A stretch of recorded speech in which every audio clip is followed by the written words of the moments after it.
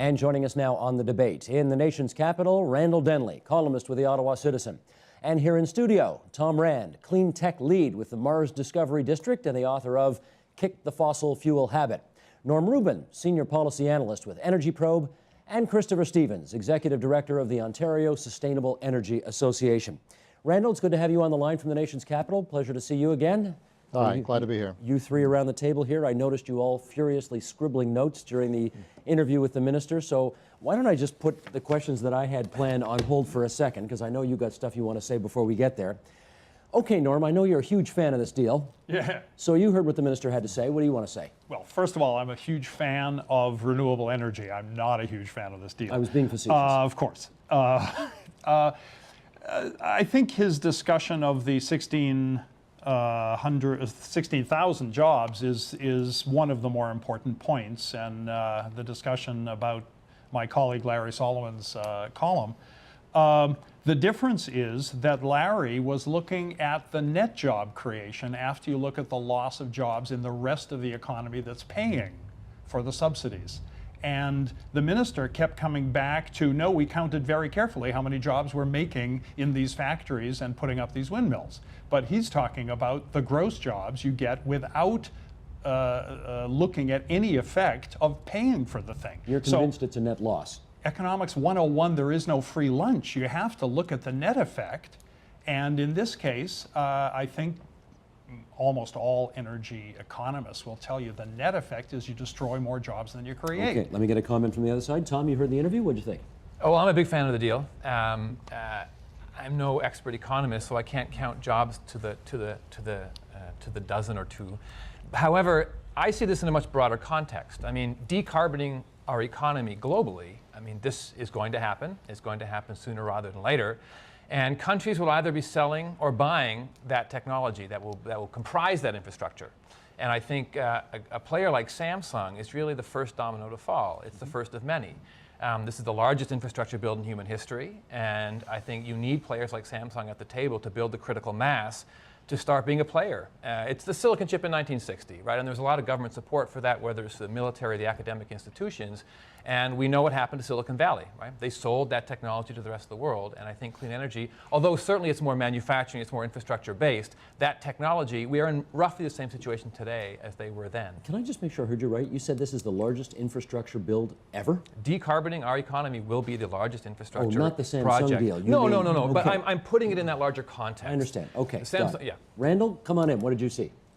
Well, I think I heard more spin from the minister there than you're going to see from one of these Samsung windmills. It's hard to know where to start, really. Start at the I beginning. didn't hear anything about a business plan, because I don't think there is one.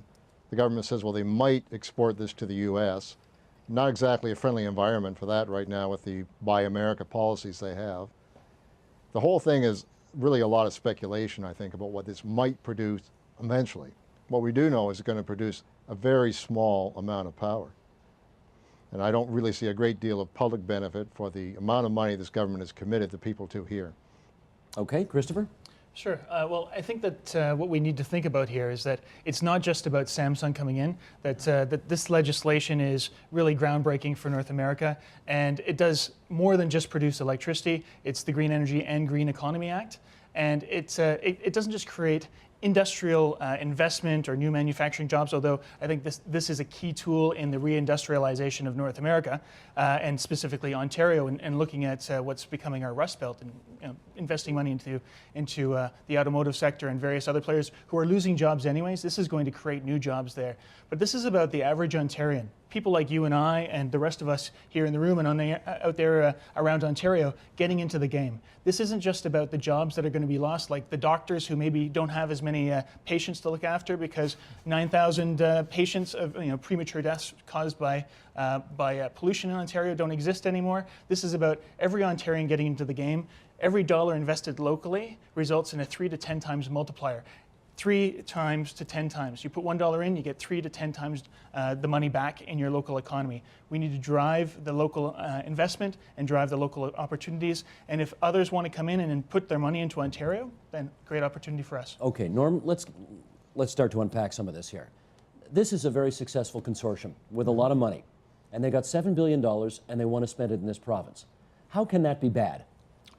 Well, it can be bad if we're paying them so much to do it that we end up losing money. But we see what we're paying. We're paying $450 some odd million to lever $7 billion in investment. No. That's the amount we're paying on top of the feed-in tariff rates. The feed-in tariff rates, as you so correctly put to the minister, are several times the value of the electricity. If you add reasonable carbon taxes or other emissions taxes or tradable permits or whatever to the nasty electricity, you still have trouble closing that gap. You certainly aren't going to close the gap to solar. There's just no way that solar electricity is worth that much money. Look, I'm excited about the future of solar. I am really excited. I think solar is going to be the game changer in electricity, but it's going to be the game changer because companies like NanoSolar and others are working on 5 cent a kilowatt hour electricity, not because they're working on 80 cent a kilowatt hour rooftop collectors or 40 odd cents a kilowatt hour Samsung. So too much government investment, too much subsidy. You don't like the looks of that. You don't get cheap solar by announcing that you're number one in subsidizing expensive solar. Tom, come with that. Well, the first thing you do is you have an intelligent feed-in tariff that lowers over time. And no one's kidding anybody. The feed-in tariff primes the pump. This isn't the final solution to decarbonizing our economy. This is the beginning, the first domino of many that need to fall. There are lots of companies out there. Morgan Solar looking to produce cheap solar, and those innovations are coming. But Margaret Thatcher addressed the UN General Assembly in 1989 and warned us that this was the single greatest threat facing our civilization, climate change. It's a long time ago. The market has not solved the problem. The government needs to intercede and needs to intercede with strong, coherent signals that this sector will go. And I think the feed-in tariff is priming the pump. It's not the final solution. It gets things going. Randall, you heard the minister say that for once he's proud to be an Ontarian because we're at the forefront. We're leading this green revolution and the production of green energy. We're making it happen here within the boundaries. He's happy about that. What's not to be happy about there? Well, if it were true, I guess it would be something to be proud of. But how can he ignore the fact that we're not leading at all? We're trying to catch up now. If you look at the state of wind power in Germany, for example, Denmark, many European countries, they're way ahead of us. It's not like we're inventing something new here. And I keep hearing from a couple of your panelists that this shows that the Green Energy Act is really working. To me, it shows just the opposite. We've brought in these feed-in tariffs that have been discussed so far in the show. They're quite substantial, but still that wasn't enough for Samsung to come here. They needed 2 more inducements. They needed the money we described, and they needed to be put first in queue for transmission.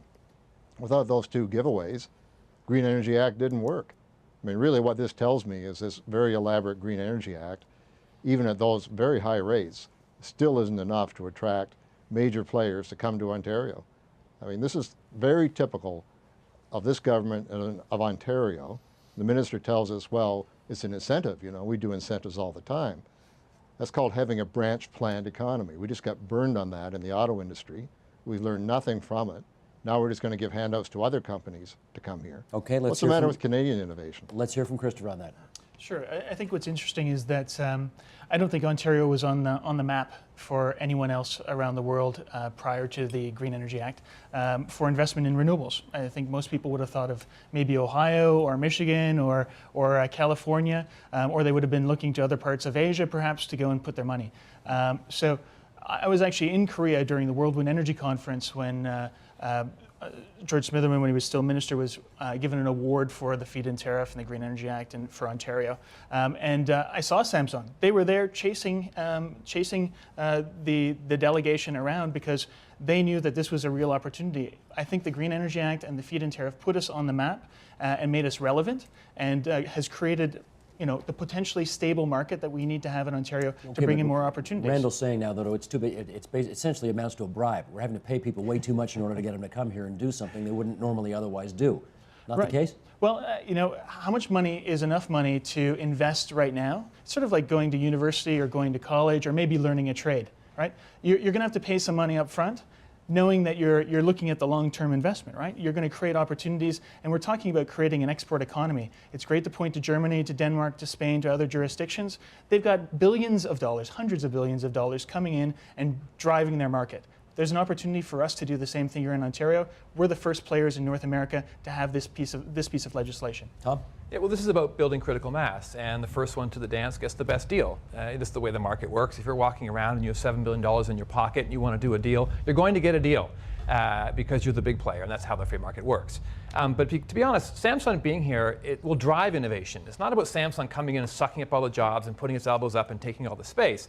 That's like saying Apple being in Silicon Valley hinders innovation in Silicon Valley. It doesn't, it helps. I mean, that's what we do at Mars, right? Help the small startups and move innovation to commercialization. The presence of a Samsung enables that because you have this large market pull that's now being created. Samsung is like a car manufacturer. They're going to buy components from hundreds of companies, assemble them together as a systems integrator, and slap their brand on it. That will drive innovation in this province. Norm, creating a critical mass. I don't get it. I don't get the anchor tenant argument. I mean, these guys are coming in, they're taking the transmission access that was already overbid by the feed-in tariff customers we had lined up. We had 8,000 megawatts of feed-in tariff and micro feed-in tariff suppliers lined up. This doesn't create pull, this creates push. This saturates the market. Ontario has a policy, which I think is dumb as a post, of having 50% of our power provided by can-do nuclear generating stations. They are trying to eat the same lunch as windmills and solar collectors. These are all the base load supplies of electricity that you can't turn on, you can't turn off. You take them when they're available. When they're not available, you say, geez, we better find another way to light the lights. And so they are trying to inhabit the same ecological niche, and that niche has the huge elephant in it already. Is that true? I haven't heard people say that these are going to replace nuclear power as our baseload exactly. power. We're not phasing out. Wind, they're still planning to build nukes and refurbish them. Let's establish that. Go ahead. Wind isn't going to replace nuclear. I mean, look, the skate to where the puck is going to be. I mean, for renewables to play a big role on the grid, it's called grid balancing. You balance different types of renewables against each other, and you balance a type of renewable in different geographies. So if the wind isn't blowing in one place, it'll be blowing in another. Building that grid out is a massive job. And again, what's happening with the Samsung deal is merely the beginning. And to be fair, they took up 500 megawatts of 3,000 that's available. That's not ruining the party for anybody else. And if anything, if we take renewables seriously, the amount of extra transmission capacity we have to build on this grid is absolutely enormous. That's another big investment that's going to be driven. This is just the first step. Okay, They've so been given the rights to the 2,000, not just the 500. But I want to be clear on one thing here, first of all, because you said it will never replace nuclear. It's designed to replace the coal-fired generating stations at the moment. It'll never replace coal. You think the renewables cannot replace coal? It can't replace. I mean, if we had Because we can't create enough? coal generating everything, then when the wind blows, you'd be burning less coal. In the micro scale, it can replace coal. But in Ontario, it can't replace coal you're shutting down because coal is there to save our bacon when demand is high or supply is low. It is the dispatchable, flexible, reliable thing in the system. These things, like can-do, are not that. They are take it or leave it. When it's available, it's available. On bad days, too bad. Okay, Christopher? That's different. I think we're getting to the reality check here. Go ahead, Steve, Randall if I first, can. then Christopher. Sure. We got wind right now, 3% of Ontario's power. Coal, 18%. Obviously you're not going to replace that coal. Wind is unreliable. You get about 30% of the nominal capacity in generating. Great when the wind blows, useless when it doesn't. It's going to be backed up by gas or coal. To me, I think a lot of this is really a diversion from an important discussion we should be having. Which is what? But how are we going to provide the power we need in Ontario? Because we have reactors that are nearing the end of their life. The government has a plan, doesn't really like to talk about it. They'd rather talk about windmills. We're talking about something here that is going to be, at best, in the single digits as a percentage of our power supply. It's just not that important, and it's not worth the kind of money and the huge build-out of the transmission system that we're talking about. It's a bad investment. Randall, let me just make sure I understand. You're saying that the government has us focusing our attention on these windmills right now because they're trying to divert our attention away from the fact that they don't want to spend another $20 billion on nukes? Right, and nuclear power sounds unpopular to a lot of people. It's not something this government is very comfortable, I don't think, in championing, but we need it. There's no viable plan at all to replace it. To me, that's really the big issue in all this, and I just think the whole wind thing is a diversion. Chris? You know what's interesting is that if all we had to eat right now was cabbage, potatoes, and maybe some peas, but we were talking about planting a bigger crop, to diversify our portfolio, then there would be an opportunity for us to go and grow new crops, right? And that's really what we're talking about here. We're talking about diversifying our crop, and we found out that one of the things that we've been eating for a while is really bad for us, and we want to get rid of it. And maybe some of the other things that we've been eating for the last little while also aren't so great for us.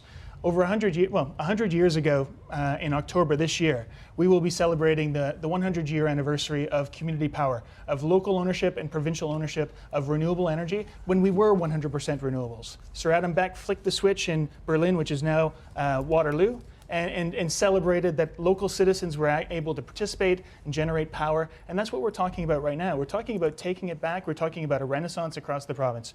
There's 4,000 megawatts, 3,000 to 4,000 megawatts of capacity. 500 megawatts of that existing capacity is being allocated towards the Samsung deal. The other 2,000 megawatts that's been put into the deal that is going to be conditional on them achieving certain objectives are new build. It's infrastructure that doesn't exist yet. Okay, There's an opportunity. Not to be pedantic, but I think Berlin became Kitchener, not Waterloo. Sure, But sorry, anyway, sorry. that's another My thing. apologies. Go ahead, Yeah. Tom, go ahead. Wind isn't going to replace coal directly. Nobody pretends it's going to. But a balanced grid with wind spread throughout the province can significantly contribute to our energy supply, never mind other sources of renewables. Define significantly. Well, it's 70%. There's a study in the University of Kassel in Germany, and they built a distributed grid that wind can supply 70% of Europe's needs. There's a reason for that. It's untrue that the wind doesn't always blow. It just doesn't always blow in the same place. So you put wind farms that are guaranteed to be far enough to be in different weather patterns. That's how you build a balanced grid. And that kind of wind production can begin to replace coal. So it's not a one-for-one exchange. We're building the energy internet, and wind will be a significant part of the energy internet. Can you give us a sense of how many of those towers we're going to be seeing then around the province, if that's the case? If we're going to have to build them in many different... Thousands. Up in Hudson's Bay, right over to northern Quebec, and not just in Ontario. It's going to be connected with a grid that goes down through the eastern seaboard of the United States and offshore. It's going to be a massive interconnected grid, of course. Sorry, Chris, you were going to say? It's not just wind. We're talking about biogas, we're talking about biomass, we're talking about solar, we're talking about more hydro in Ontario. This is a portfolio, and I think what's really important to note is that we're talking about conservation. There's the opportunity for us to cut the amount of energy that we use in Ontario significantly, like massive opportunity, massive savings in dollars, and the price of electricity right now, it's going up. Okay, let me pick up on another C word here, which is competition, and I'm going to talk to you about that, Norm. Are you buying into the arguments from some of those domestic producers who say Samsung got a much sweeter deal than we have been able to get, which they believe is strange because they're made in Ontario operations, and here is this foreign company that comes in here and gets what in their view is a sweetheart deal? Sure, I is think that really an issue? Local suppliers have been undercut. I don't see the pull, I see the push. And I think the competitors, the homegrown competitors, are being disadvantaged. And I think that's too bad. But I think they also have been getting a deal that's way sweeter than I would have given them because I think they've been way overpaid through FIT. I want to talk about one hot pursuit issue here. This issue of reliability of wind through geographical diversity is extremely important. And I'm not here to badmouth wind, but those studies that show that you can get relative reliability by spreading out the wind plants are from Germany. We have a Made in Ontario study that says for some reason you don't get that diversity, you don't get that reliability. If you forgive me, let me jump in here because that is not the show we were going to do tonight. The program we were going to do tonight focused on the economic arguments around this $7 billion Samsung deal, not whether the wind blows in Prince Edward County, but not up in the Bruce Peninsula. Yeah, but whether wind is reliable or not turns out to be important. It may very well, but that's not why you were all invited here this evening. Well. So let me get us back on topic. Randall, you wrote something in your column recently that I want to just share with our viewers and then get you to comment on it. You said Dalton loves the deal because it makes it look like he's doing something. If other foreign companies want to line up to take Ontarians' dollars, our premier is quote-unquote all ears, he says. No doubt, but it's what's between the ears that's the problem.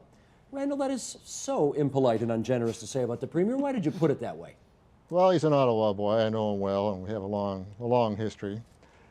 I really fed up as an Ontarian with being sold a bill of goods by this government on a wide variety of issues, really. This is just one of them. But you've already put in place an act that's so generous. You got people lined up around the block, Ontarian, Canadian companies, who want to take advantage of that deal. It's a great deal. They love it. And somebody else waltzes in and talks to George Smitherman. We throw a whole bunch more money on the table and give them first place in line. And then we say, wow, that's a heck of a deal. Well, that doesn't sound like much of a deal to me. Well, Randall, our with discussion respect, about let me remind transparency. you, they are big and small L liberals. They do believe in an active role for the state in order to improve the economy. They're being true It's to fine to have form, an aren't they? active role for the state, Steve, but you still have to get a good deal. You still have to negotiate with the best interest of the people of Ontario in mind, because it's their money. You know, you don't just ask the guy how much he wants and write him a check. That's what this deal smells like to me. Tom? Well, the total cost in addition to the feed-in tariff, which I don't think is too generous, again, take the long view, but the additional cost is about $30,000 a job. Jeffrey Simpson in the Globe worked out what we paid a fading industry, which is GM, per job, and it was between $2 and $4 million.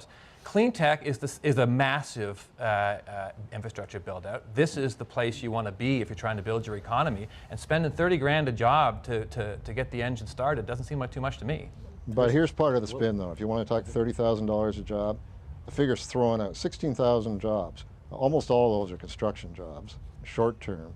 The actual manufacturing, long term, 1,440 jobs. That's $300,000 a job. You know, I'm sure that you and I would like to start a business and be subsidized $300,000 per employee. Well, Tom, do you want to reevaluate the numbers?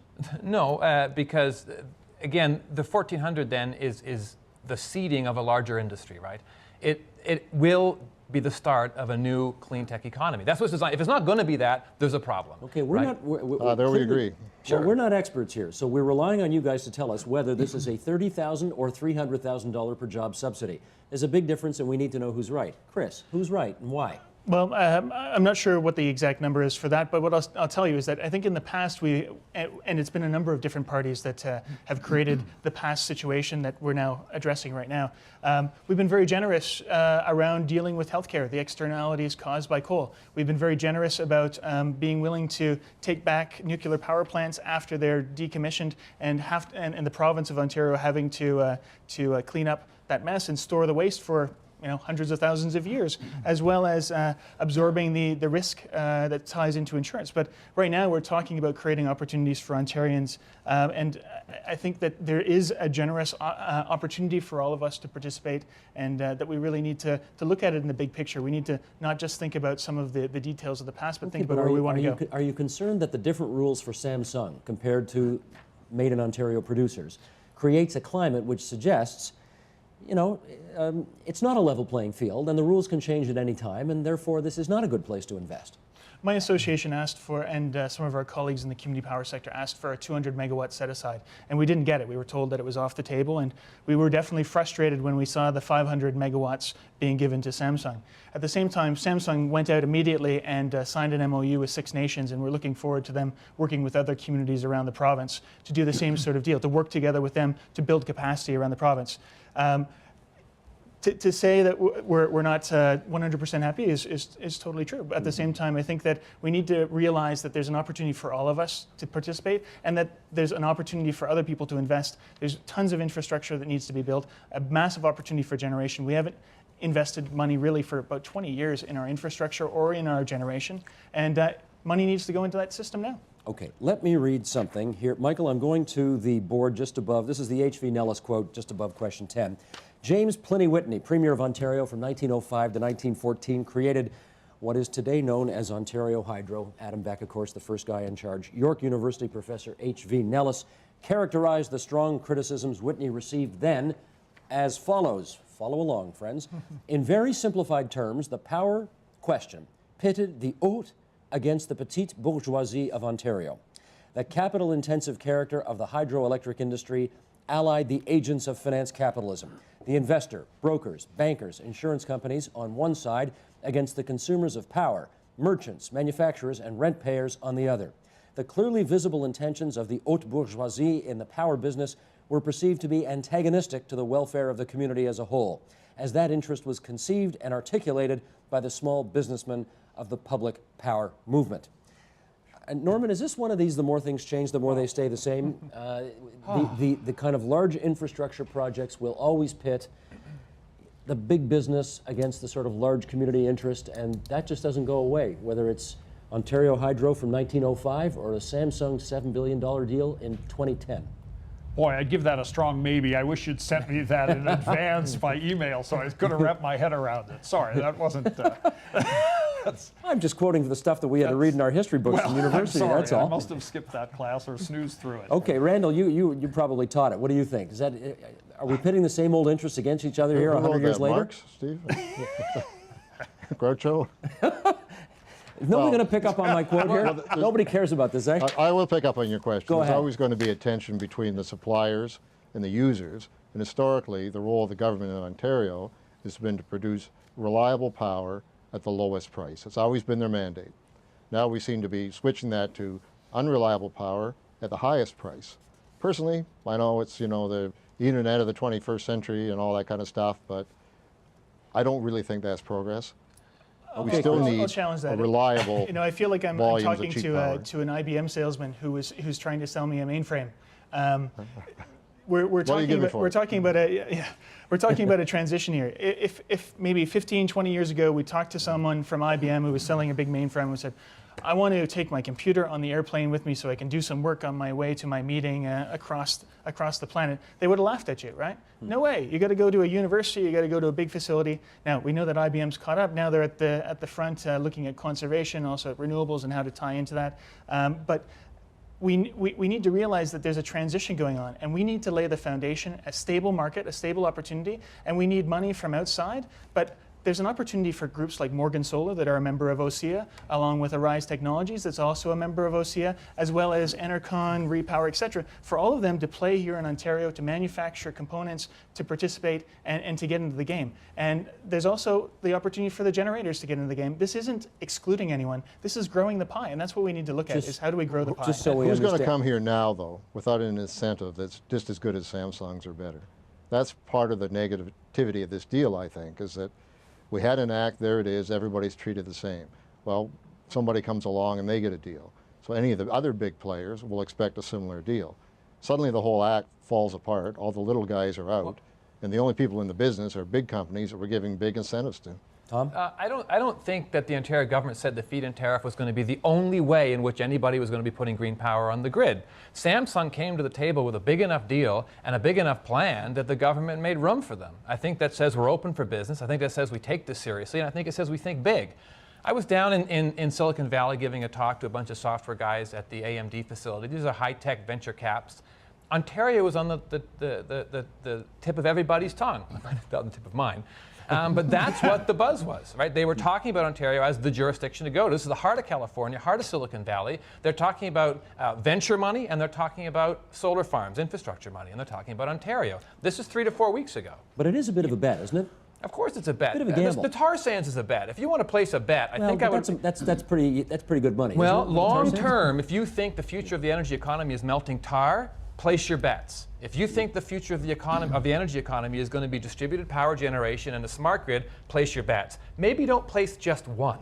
No, I hear you, but we know that business better than we know this. This is all very space age, right? It's all very space age, but we're also talking about, $400 million over 20 years in addition to the feed-in tariff. I'm sorry, this isn't going to break the bank. And at a time when governments are dying to find stimulus money, we have a company walking in and saying, I'm dropping $7 billion on you. You're going to turn them away? Yeah, first of all, wind turbines aren't that space age. Wind turbines that can generate power under 10 cents a kilowatt hour are space age. They're smart. And the ones that we bought in the first round of auctions when we tried to get best bargains, and they were something like 7.5 cents a kilowatt hour or 8, those were smart. Now we've decided we want to pay almost twice that much, and we'll throw in extra money for wind. Why? Did it become more valuable? Did I miss that? What happened? What happened is the government is so determined to be #1 in world class that they've forgotten whether the characteristic that they're putting us on the map for is an enviable characteristic or not. It isn't. It's a How can it not be measure enviable of... to be the jurisdiction in the world that has the greenest technology creating the best energy? It's the jurisdiction that's paying the most for it. We're not #1 in efficiency. We're not #1 in cost effectiveness. We're not #1 in reliable and affordable electricity. No, we're moving away from all of those things because we're saying we can pay more. By the way, if this was about fighting emissions, we would have a policy to fight emissions. It's none of that. Well, I they think did Norm say makes a that's part of critical it. point here. A Sorry, go critical ahead, point Randall. about affordability. Well, this is really interesting though, because the feed-in tariff is based on cost plus a reasonable return on investment. Exactly. So it's cost plus a reasonable return on investment, which is 9% around. So to say that we're paying crazy amounts. This isn't like a venture capitalist going into a business and going, wow, we're going to make major wins here.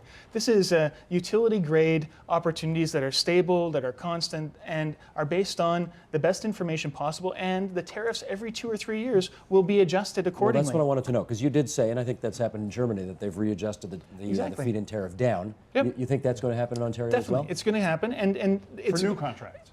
for new contracts, but the company that buys in right now that has to buy equipment, and it's interesting. We talk about if we look at inflation, if we look at the price of steel, lots of things have gone up in price. There's bigger demand for some of the equipment, and again, this is our opportunity. If we're producing turbines, if we're producing solar panels, if we're producing biogas digesters or hydro equipment systems, we sell it and we make money. So that's the opportunity. You're telling us that, of course, we're going to pay more for this greener power, and we should like it because A, we're going to have less pollution in the air because of it, and B, it's going to make us the center of excellence for a particular kind of And we're going to leading edge consume technology. less. We're going to And we'll consume less. So it's worth paying more. And we're going to have to pay for whatever new generation that we're going to build. If we build a new nuclear power plant, it's way more expensive than pretty much everything in this tariff.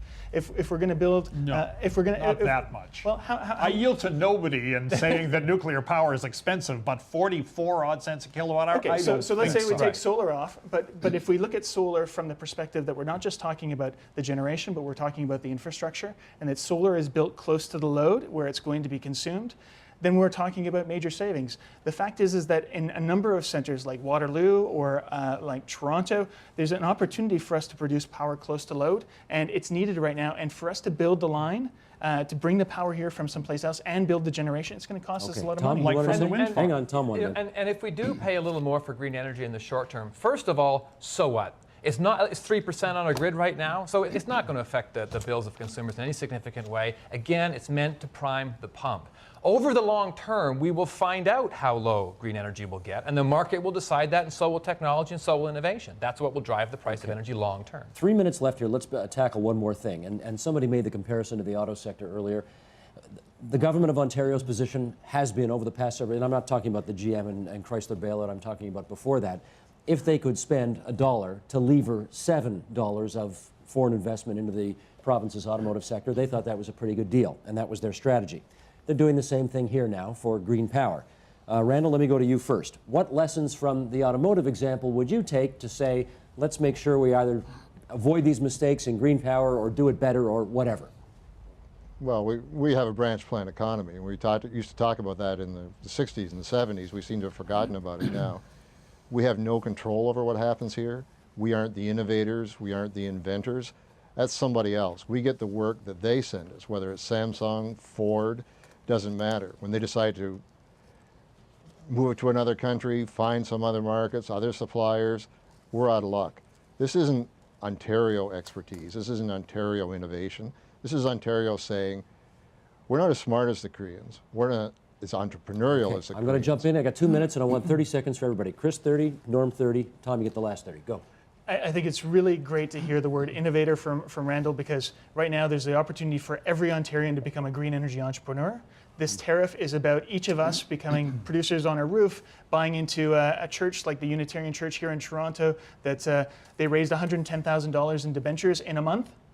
There's a massive opportunity for everyone to get into the game. Going to save time. Norm, go ahead. Yeah, I think your analogy is important, and the best thing about the auto pact was that there were customers for the cars at the real price. Exactly. We're talking about 40 cent a kilowatt hour, 43 cent a kilowatt hour solar.